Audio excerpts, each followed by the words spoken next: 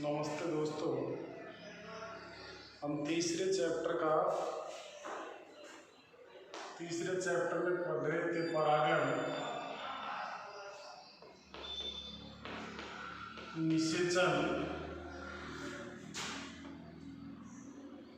भ्रूणकोश,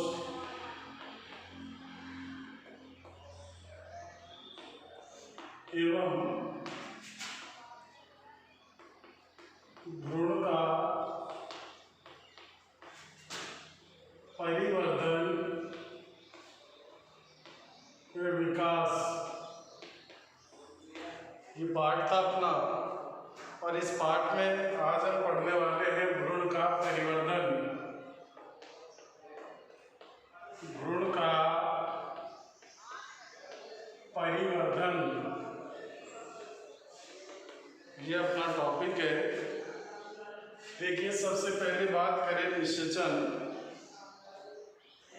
यानी भ्रूण कोश के अंदर क्या होता है? निषेचन। इसमें नर युग्मक प्लस मादा युग्मक, यानी नर युग्मक और मादा युग्मक दोनों मिलकर के और बनाते युग्मनज। ये युग्मनज है जिसमें एक नर युग्मक और एक मादा युग्मक दोनों मिलकर के क्या बनाएंगे? जाइगोट बनाएंगे, युग्मनज। युग्मनज के अंदर होगा अनुप्रस्थ विभाजन। अनुप्रस्थ विभाजन, और अनुप्रस्थ विभाजन से जाइगोट जो है युग्मनज, वो दो कोशिकाओं में बट जाएगा, दो कोशिकाओं में विभक्त हो जाएगा, एक छोटी कोशिका और एक बड़ी कोशिका। ये कहलाएगी शीर्षस्थ कोशिका। शीर्षस्थ कोशिका, जबकि बड़ी वाली कहलाएगी आधारीय कोशिका। आधारीय कोशिका। इसमें शीर्षस्थ जो कोशिका है इसमें होगा अनुदैर्घ्य विभाजन। अनुदैर्घ्य विभाजन। और जो आधारीय कोशिका है इसमें होगा अनुप्रस्थ विभाजन।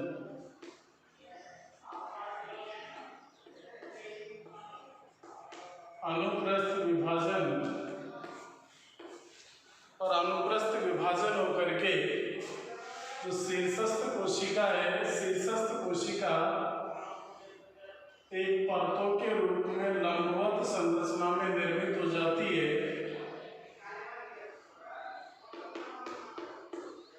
परतों के रूप में एक लंबवत संरचना में क्या हो जाती है? निर्मित। ये कहलाते हैं अनुलंब। अनुलंब कहलाएंगे, यानी जब कोशिका का विभाजन होता है और वो परतों के रूप में विभक्त हो जाती है, उस संरचना को क्या कहते हैं? अनुलंब कहते हैं। और ये चतुष्क संरचना का क्या करते हैं? निर्माण करते हैं। चतुष्क यानी चार कोशिकाएं बनती हैं, इसलिए क्या कहलाएंगे? चतुष्क। इनमें फिर क्या होगा? या फिर इन्हें चतुष्टांग भी कहते हैं। अब इनके अंदर फिर अनुप्रस्थ विभाजन होगा।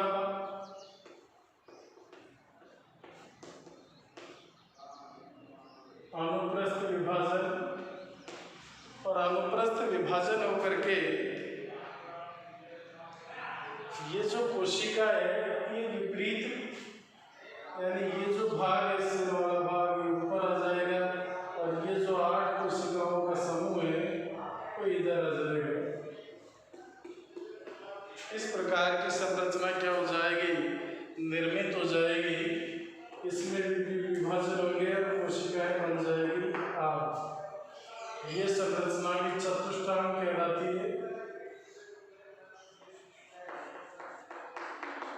अब इस चतुष्टांग संरचना के अंदर क्या होगा, फिर परिणत विभाजन होगा। परिणत विभाजन, और परिणत विभाजन से ये संरचना विपरीत हो जाएगी। परिणत विभाजन से क्या होगा, इसमें फिर विभाजन होगा, और विभाजन होकर के 4 कोशिकाएं हैं वो 8 कोशिकाओं में विभक्त हो जाएगी। 4 कोशिकाएं हैं वो कितने कोशिकाओं में विभक्त हो जाएगी, 8 कोशिकाओं में, और संरचना इस प्रकार से निर्मित हो जाएगी, यानी कोशिकाएं 8 हो जाएगी। और ये जो संरचना है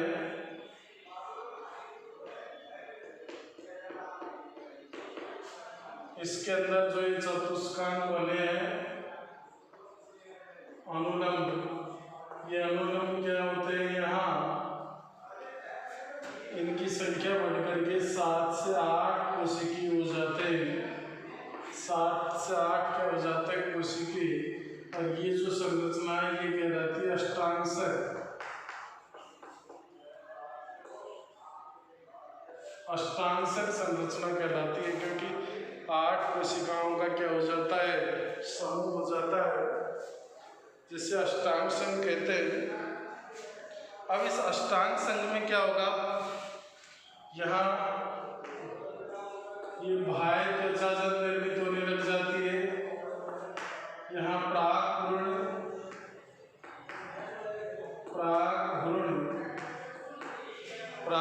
निर्मित होने लग जाता है। यहाँ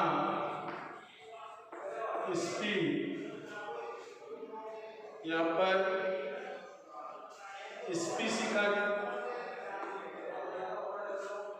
स्पीशिका निर्मित हो जाता है, और अनुलंब में वो कितना हो जाएगा, 7 से 8 कोशिकीय हो जाता है। यहाँ पर अंतिम सिरे पर शुष्कांग विकसित हो जाते हैं। शुष्कांग विकसित हो जाते हैं, इनके अंदर फिर क्या होगा, परिणत विभाजन होगा। परिणत विभाजन होगा इसमें, और परिणत विभाजन होकर के जो गोलाकार संरचना बनी है, एक गोलाकार संरचना हृदयाकार संरचना के अंदर परिवर्तित हो जाएगी। संरचना कैसी हो जाएगी, हृदयाकार हो जाएगी। इस प्रकार से संरचना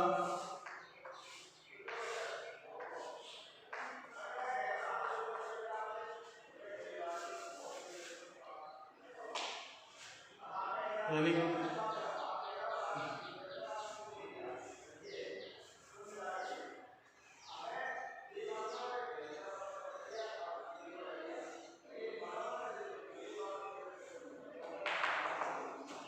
इस प्रकार से हृदयाकार संरचना में परिवर्तित हो जाएगी।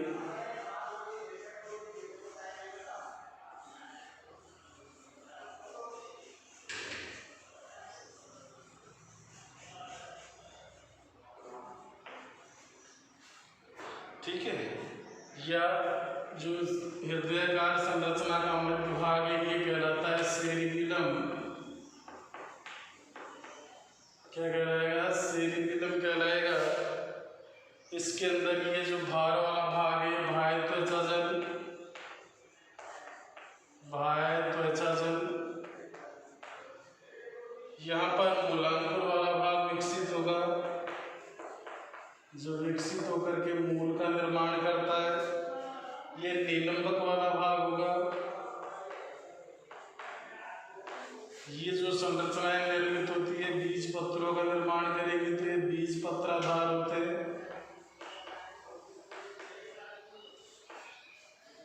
बीज पत्राधार, यहाँ पर प्लीरोम होते हैं जो रोम वाला भाग बनाते हैं, प्लीरोम। अब इसमें क्या होगा, फिर से विभाजन होगा, और विभाजित होकर के ये संरचना एक परिपक्व किसका निर्माण कर लेगी, भ्रूण का निर्माण कर लेती है। देखिए इसमें ये जो सेरिबेलम वाला भाग है ये और अब क्या जाएगा, अंदर की तरफ दस्ता चला जाता है, जिससे स्पष्ट रूप से 2 क्या हो जाते हैं, बीज पत्र निर्मित हो जाते हैं। तो देखिए जो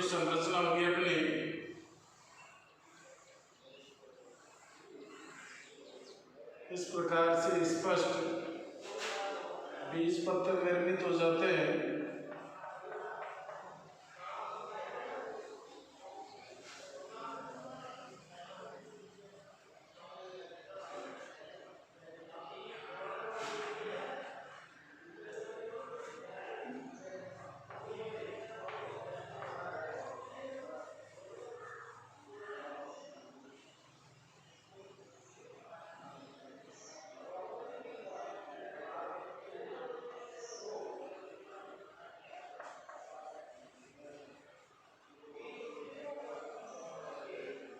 ये नीलंबर, ठीक है ना। यहाँ पर क्या होगा, यहाँ मूलांकुर होता है। मूलांकुर ये बीजपत्र जहाँ से धंसते हैं अंदर की तरफ, ये भाग प्रांकुर कहलाता है। यहाँ से प्रांकुर का निर्माण होता है, ठीक है। और ये दो क्या हो जाते हैं, बीजपत्र। ये बनाते हैं बीजपत्र। फिर यहाँ से इधर बना देते हैं, एक परिपक्व भ्रूण का क्या होगा, निर्माण होगा।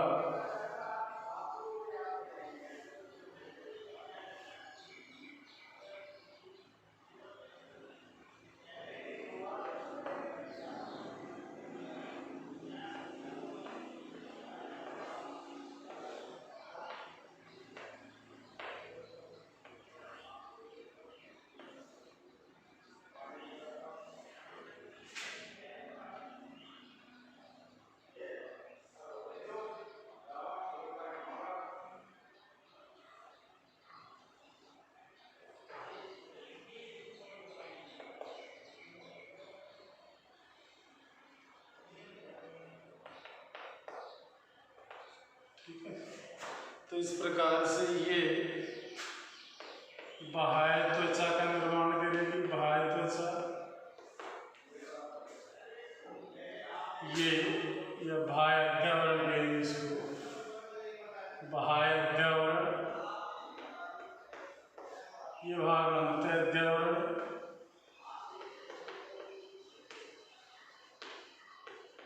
ठीक है। बाह्य अध्यावरण, अंत अध्यावरण। ये बीजपत्र, इधर बना दे बीजपत्र, ठीक है। ये भाग बनाएगा स्तंभ वाला भाग, स्तंभ। यहाँ ये भाग होगा बीजांडकाय का, बीजांडकाय। इस प्रकार से क्या होता है, परिपक्व भ्रूण का निर्माण हो जाता है। पूरी प्रक्रिया को एक बार पुनः देख ले। यानी सबसे पहले क्या होगा, नर युग्मक और मादा युग्मक मिलकर के, यह नर युग्मक और मादा युग्मक के संलयन से निषेचन होता है, जिसे युग्मनज या जायगोट का निर्माण होता है। युग्मनज और जायगोट में क्या होगा, अनुप्रस्थ विभाजन होगा। अनुप्रस्थ विभाजन होने से दो कोशिकाएं बन जाएगी, एक छोटी कोशिका और एक बड़ी कोशिका। छोटी कोशिका आधारी कोशिका कहलाएगी, छोटी कोशिका शीर्षस्थ कोशिका कहलाएगी, और बड़ी कोशिका आधारी कोशिका कहलाएगी। शीर्षस्थ कोशिका में अनुदैर्घ्य विभाजन होगा और आधारी कोशिका में अनुप्रस्थ विभाजन होगा, जिससे संरचना क्या हो जाएगी, एक चतुष्टांग संरचना निर्मित हो जाएगी। चतुष्टांग सामायिक जो परत है वो संरचना किसमें, एक परतों के रूप में विभाजित हो जाएगी, जिसे अनुलंब कहते हैं।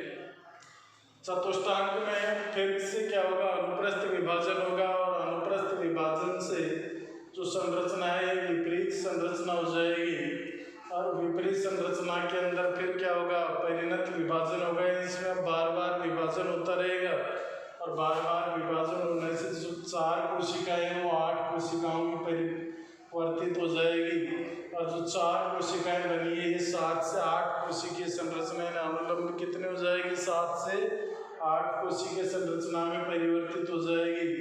इसमें बाह्य त्वचा जन का निर्माण होने लगता है, प्राग व्रण वो निर्मित होने लगता है, और निलंबक के अंतिम सिरे पर चूस्कांग उत्पन्न हो जाते हैं, जो बाहर से क्या करते हैं, भ्रूण को पोषण देने का कार्य करते हैं। इसमें क्या होगा, जो गोलाकार संरचना है ये गोलाकार संरचना में हृदयाकार संरचना में परिवर्तित हो जाएगी। तो संरचना इस प्रकार से हृदयाकार हो जाएगी, मध्य में एक खांच विकसित हो जाएगी जो सेरीबेलम का निर्माण करता है। ठीक है, इसमें बीज पत्रादार मूलांकुर प्रांकुर है वो स्पष्ट रूप से दिखाई देने लगते हैं। ये जो सेरीबेलम वाला भाग है ये 10वां भाग ये क्या होगा, विभाजित होकर के धीरे धीरे गहरा होता चला जाएगा, जिससे तो स्पष्ट क्या हो जाएंगे, बीज पत्र विकसित हो जाएंगे। इसमें बीज पत्रों के अंदर मूलांकुर और प्रांकुर भाग स्पष्ट रूप से प्राप्त हो जाते हैं और ये क्या होता है, परिपक्व होकर के और एक पूर्ण रूप से नवोद्भिद का क्या करता है, निर्माण करता है। पूर्ण विकसित भ्रूण का क्या होता है, विकास होता है। खोज की बात करते हैं। सबसे पहले जो भ्रूण है इसकी खोज हेंस्टेन नामक वैज्ञानिक ने, खोज की बात देखिए, एक हेंस्टेन नाम का वैज्ञानिक था, हेंस्टेन।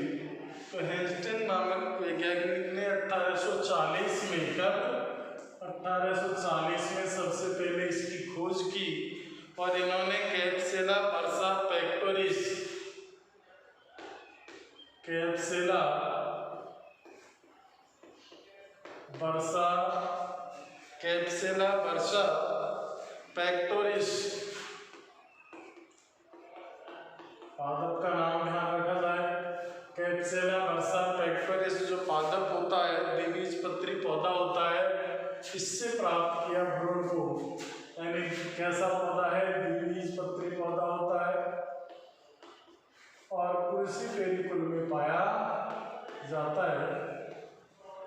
क्रूसीफेरी कुल का पौधा है। तो सबसे पहले भ्रूण की खोज किसने की, हेंस्टेन नामक वैज्ञानिक ने 1840 में की। किसमें की, कैप्सेला बर्सा पेक्टोरिस नामक पादप में की। इसके बाद में अपना जो बिंदु आता है वो आता है बीज का परिवर्तन। ये था इसका भ्रूण का परिवर्तन। एक बार पुनः देख लें, भ्रूण का परिवर्तन है, मैं एक बार पुनः रिपीट कर देता हूँ। यानी निषेचन होगा, निषेचन से जाइगोट बनेगा, नर और मादा युग्मक के संलयन से क्या बनेगा, जाइगोट बनेगा। जाइगोट का क्या होगा, अनुप्रस्थ विभाजन होगा। अनुप्रस्थ विभाजन से दो कोशिकाएं बन जाएगी, एक छोटी कोशिका जो शीर्षस्थ कोशिका कहलाएगी, एक बड़ी कोशिका जिसे आधारी कोशिका कहेंगे। शीर्षस्थ कोशिका में अनुदैर्घ्य विभाजन और आधारी कोशिका के अंदर अनुप्रस्थ विभाजन होगा, जिससे कोशिका कैसी हो जाती है, चतुष्टांग के रूप में परिवर्तित हो जाती है। जो चतुष्टांग है वो परतों के रूप में विभाजित हो जाती हैं कोशिकाएं, जो अनुलंब का निर्माण करती हैं। इसमें फिर क्या होगा, अनुप्रस्थ विभाजन होगा और अनुप्रस्थ विभाजन होने से संरचना क्या हो जाएगी, विपरीत हो जाएगी। यानी जो बड़ी कोशिका है वो ऊपर की तरफ और जो अनुलंब कोशिकाएं हैं, छोटी कोशिकाओं अनुदैर्घ्य विभाजन से विभाजित होकर के बनी है, वो नीचे की तरफ आ जाएंगी। इनमें क्या होगा, परिणत विभाजन होगा, यानी अब बार बार विभाजन होगा इन कोशिकाओं के अंदर और बार बार विभाजन होने से क्या हो जाएगी, जो अनुलंब है वो 7 से 8 कोशिकी हो जाएगा। चतुष्टांग जो बने हुए हैं गोलाकार संरचना वो किसके अंदर विकसित हो जाएगी, अष्टांग संघ के अंदर विकसित हो जाएगी, यानी 8 कोशिकाओं का समूह बन जाएगा। इसमें बाह्य त्वचा निर्मित होने लग जाती है, परागभ्रूण विकसित होने लग जाता है। अनुलंब के अंतिम सिरे पर चूसकांग विकसित हो जाते हैं, जो परिवर्तित हो रहे भ्रूण को पोषण देने का कार्य करते हैं। अब ये जो गोलाकार, इसमें फिर परिणत विभाजन होगा और जो गोलाकार संरचना बनी है वो हृदयाकार संरचना में परिवर्तित हो जाएगा, यानी मध्य भाग के अंदर एक खांच विकसित हो जाएगी।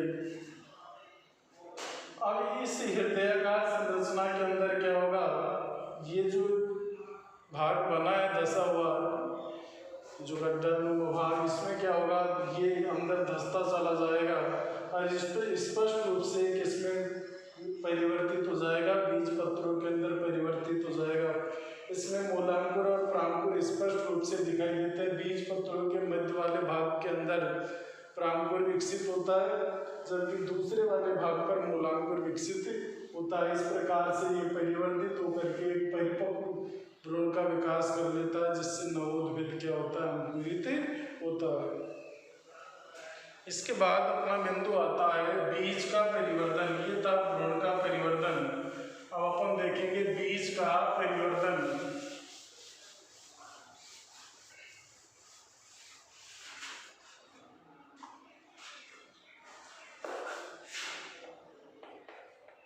बीज का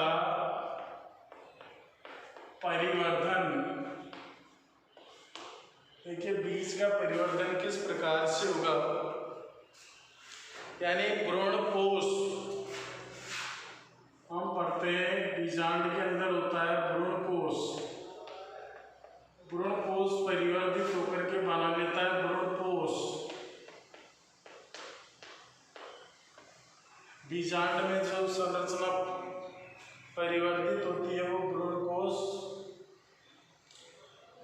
और भ्रूण कोश यानी जब सहायक कोशिका, द्वितीय केंद्रक कोशिका और दूसरा नर युग्मक है वो संलयन करके जो संरचना बनाते हैं वो भ्रूण कोश कहलाता है। भ्रूण को परिवर्तन, भ्रूण को पोषण देने का कार्य करता है। इसमें क्या होगा, भ्रूण का परिवर्तन होगा, भ्रूण का परिवर्तन यानी भ्रूण को पोषण देने का कार्य करेगा भ्रूण कोश। अब भ्रूण कोश में क्या होगा, किसके अंदर विकसित होता है, ये अंडाशय के अंदर विकसित होता है। अंडाशय से क्या बनता है, बीज बनता है। अंडाशय से क्या बनेगा, बीज बनेगा। या फिर ऐसे क्या, अंडाशय के अंदर बीजांड होते हैं और बीजांड में क्या विकसित होते हैं, बीज विकसित होते हैं। क्या होते हैं, बीज विकसित होते हैं। अब बीज के अंदर देखिए दो संरचनाएं होती है। बीज का जो बाहर का आवरण है वो कहलाता है बाह्यचोल और बीज का आंतरिक आवरण है वो कहलाता है अंतःचोल। तो दो प्रकार के आवरण हो गए, क्या, एक तो बाह्यचोल और दूसरा अंतःचोल। यानी बीज का बाहरी आवरण क्या कहलाता है, बाह्यचोल, और अंतर आवरण क्या कहलाता है, अंतःचोल। अब क्या होगा, बाह्यचोल जो संरचना बनाता है उसको पेस्टा कहते हैं।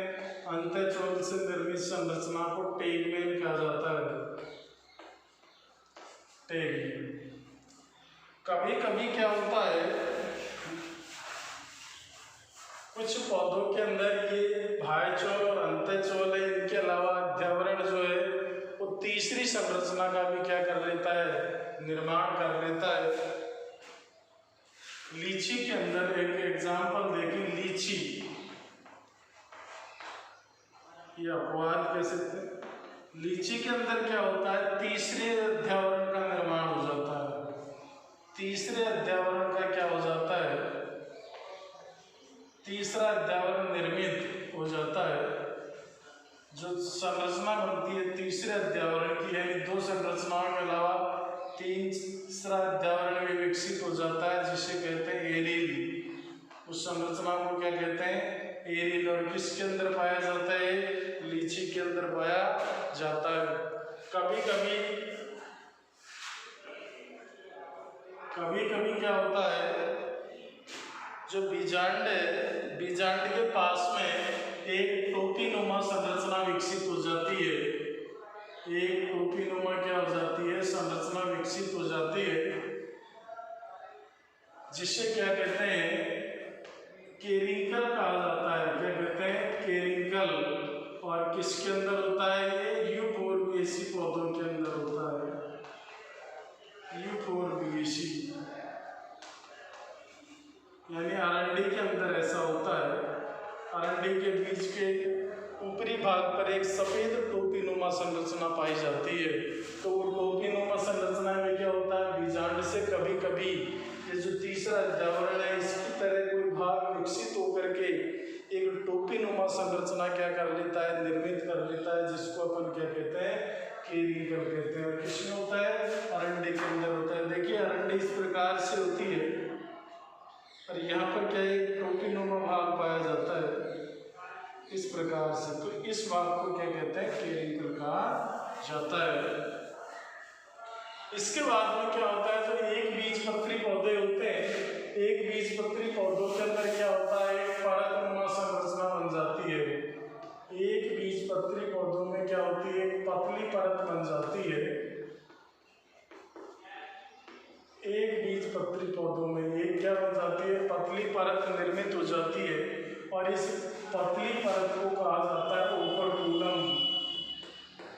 ओपर्कुलम यानी कभी कभी एक बीजपत्री पौधों में या एक बीजपत्री पौधे हैं, उनके बीज के ऊपर क्या होती है, पतली परत निर्मित हो जाती है, जिसे क्या कहा जाता है, ओपर्कुलम कहा जाता है। और देखिए बीजांड व्रंत जो है वो बीज व्रंत में बदल जाता है। बीजांड व्रंत किस में बदल जाएगा, बीज व्रंत में, यानी बीज का व्रंत बनाएगा। फिर से देख लीजिए, यानी भ्रूण कोश परिवर्तित होकर के भ्रूण कोश बनाता है। भ्रूण कोश अंडाशय में विकसित होता है, जिसमें बीजांड और बीजांड से बीज निर्मित होते हैं। बीज के अंदर दो आवरण होते हैं, आवरण भाइचोल कहलाता है, इससे टेस्टा का निर्माण होता है, और अंतःचोल जिससे टेगमेन का निर्माण होता है। यानी बीज का आंतरिक आवरण अंतःचोल कहलाता है, जबकि टेगमेन का निर्माण होता है। कभी कभी इन दो आवरण के अलावा तीसरा अध्यावरण है वो भी विकसित हो जाता है बीज के अंदर, तीसरा अध्यावरण भी विकसित हो जाता है और लीची के अंदर होता है, जिसे क्या कहते हैं, एरिल कहा जाता है। इसके अलावा बीजांड के अंदर कभी कभी एक टोपी नुमा संरचना विकसित हो जाती है यूकोरियोटिक पौधों के अंदर, जिसे क्या कहते हैं, कैरिकल कहते हैं।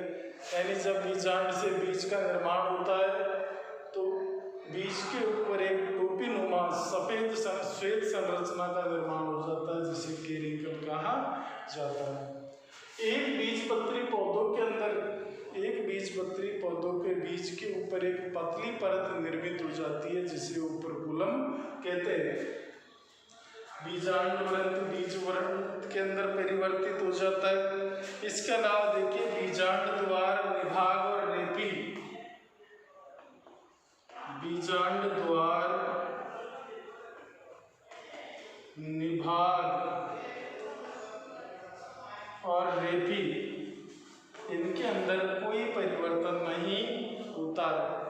यानी अपन देख रहे थे कि भ्रूण कोश इनमें बदल जाता है, बीजांड व्रंत बीज व्रंत के अंदर बदल जाता है, लेकिन बीजांड द्वार, निभाग और रेपी के अंदर किसी प्रकार का कोई परिवर्तन नहीं होता है।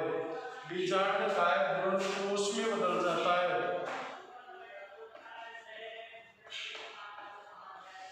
बीजांड काय भ्रूण कोश में बदल जाता है। बीजांड काय किस में बदल जाएगा, भ्रूण कोश के अंदर बदल जाता है। और भ्रूण कोश के अंदर क्या होता है, एक पतली परत का निर्माण हो जाता है। मान लीजिए ये भ्रूण कोश बना हुआ है, भ्रूण कोश के ऊपर क्या होता है, एक पतली परत निर्मित हो जाती है। जब बीजांड काय भ्रूण कोश में परिवर्तित होता है तो उसके ऊपर कभी कभी क्या होती है, पतली परत निर्मित हो जाती है और उस पतली परत को क्या कहा जाता है, परिभ्रूण कोश कहा जाता है। परिभ्रूण कोश यानी बीजांड काय सामान्य रूप से भ्रूण कोश में परिवर्तित होता है, लेकिन कभी कभी भ्रूण कोश के ऊपर एक पतली परत का क्या हो जाता है, निर्माण हो जाता है, जिसे क्या कहते हैं, परिभ्रूण कोश कहते हैं। और ये किस में होता है, काली मिर्च के अंदर होता है। परिभ्रूण कोश किसमें होता है? काली मिर्च में होता है, काली मिर्च में होता है। एक बार मैंने देख लीजिए, बीज का परिवर्तन भ्रूण कोश है वो भ्रूण कोश में परिवर्तित हो जाएगा, जिससे भ्रूण का परिवर्तन होता है। भ्रूण कोश अंडाशय में विकसित होता है, अंडाशय में बीजांड होते हैं और बीजांड से बीज निर्मित होते हैं। बीज के अंदर दो संरचनाएं होती है, बाह्य संरचना बाह्यचोल कहलाती है, आंतरिक संरचना अंतःचोल कहलाती है। बाह्यचोल से टेस्टा का निर्माण होता है, अंतःचोल से टेगमेन का निर्माण होता है। कभी कभी इन दो के अलावा अध्यावरण जो बीज है उसके ऊपर अध्यावरण की तीसरी परत भी जमा हो जाती है, जिसे एरियल कहा जाता है। किसमें होता है? लीची के अंदर होता है। इसके अलावा बीजांड से में क्या होता है, कभी कभी बीजांड के अंदर एक टोपीनुमा भाग विकसित हो जाता है, जिसे क्या कहते हैं? कैरिकल कहते हैं। किसके अंदर होता है? यूफोरबेसी पौधों के अंदर होता है, अरंडी के अंदर होता है। फिर आ जाइए इधर कि बीजांड के अंदर एक बीजपत्री पौधों में बीजांड के ऊपर एक पतली परत है, बीज के ऊपर एक पतली परत निर्मित हो जाती है, जिसे क्या कहते हैं? ओपर्कुलम कहा जाता है। फिर आता है बीज का परिवर्तन। बीज के परिवर्तन में क्या होता है?